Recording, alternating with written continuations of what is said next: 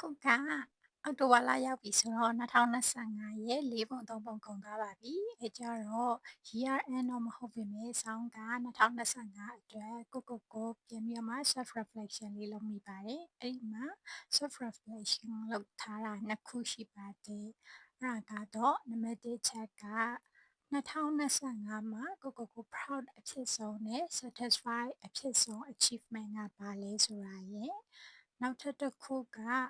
လောလောဆယ်မှာကို improve အဖြစ်ချင်ဆုံးအပြင်ချင်ဆုံးအရာတစ်ခုကပါလဲဆိုတာရေပေါ့နော်အဲ့နှစ်ခုကို self reflection လေးလုပ်ထားပါသေးနံပါတ်1ကဘယ်ဟာကို proud အဖြစ်ဆုံး satisfy အဖြစ်ဆုံး achievement လဲဆိုတော့ဒီ2025မှာဆောင်းက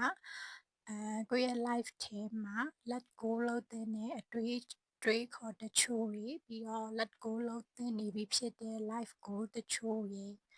ပြီးတော့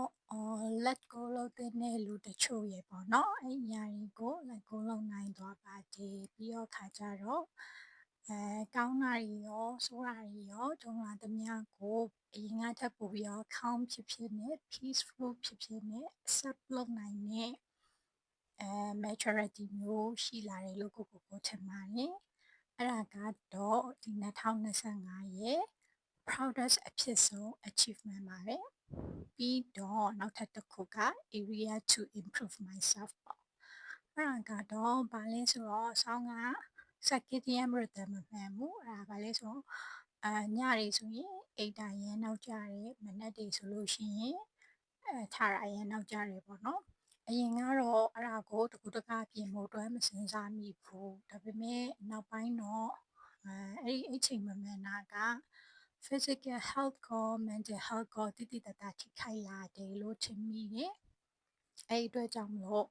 အဲ့ဒီ bad habit ကိုတော့ပြင်ဖို့အတွက်စဉ်းစားနေပါတယ်အဲ့ဒါကတော့ဒီ2025မှာကို